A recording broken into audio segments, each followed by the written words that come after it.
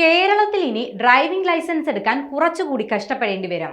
സംസ്ഥാനത്തെ ലേണേഴ്സ് ടെസ്റ്റിൽ മാറ്റം വരുത്തുകയാണ് അധികൃതർ. ഒക്ടോബർ 1-ാം തീയതി മുതൽ ഡ്രൈവിംഗ് ലൈസൻസ് എടുക്കുന്നതിൽ മാറ്റം വരുത്താനാണ് മോട്ടോർ വാഹന വകുപ്പിന്റെ തീരുമാനം. പുതിയ മാറ്റം അനുസരിച്ച് ഇനി മുതൽ ലേണേഴ്സ് ടെസ്റ്റിൽ 30 ചോദ്യങ്ങൾ ഉണ്ടാകും. ഇതിൽ 18 ചോദ്യങ്ങൾക്ക് ഉത്തരം ശരിയായാൽ മാത്രമേ വിജയിക്കുകയുള്ളൂ. 30 സെക്കൻഡിനുള്ളിൽ ഉത്തരം നൽകിയാൽ മതിയാകും. നേരത്തെ ലേണേഴ്സ് ടെസ്റ്റിൽ ആകെ 20 ചോദ്യങ്ങളായിരുന്നു ഉണ്ടായിരുന്നത്. ഇതിൽ 12 ചോദ്യങ്ങൾക്ക് ഉത്തരം നൽകിയാലായിരുന്നു വിജയിക്കുക. ഇതിലാണ് ഇപ്പോൾ മാറ്റം വരുത്താൻ ഒരുങ്ങുന്നത്. എന്നാൽ നേരത്തെ ഒരു ചോദ്യത്തിന് ഉത്തരം നൽകാൻ 15 സെക്കൻഡ് ആയിരുന്നു ഉണ്ടായിരുന്നത്. ഇതിപ്പോൾ 30 സെക്കൻഡായി കൂട്ടിയിട്ടുണ്ട്. പരീക്ഷയ്ക്ക് മുൻപ് MVD ലീഡ്സ് എന്ന മൊബൈൽ ആപ്പിൽ മോക്ക് ടെസ്റ്റ് ഉണ്ടാകും. മോക്ക് ടെസ്റ്റിൽ സൗജന്യമായി പങ്കെടുക്കുകയും ചെയ്യാം.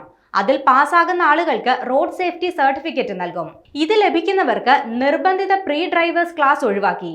ഡ്രൈവിംഗ് സ്കൂളിൽ പരിശീലകർക്കും മോക്ക് ടെസ്റ്റ് നിർബന്ധമാക്കിയിട്ടുണ്ട്. ഈ സർട്ടിഫിക്കറ്റ് ഇല്ലാത്തവർക്ക് പരിശീലകർക്കുള്ള ലൈസൻസ് പുതുക്കി നൽകില്ല.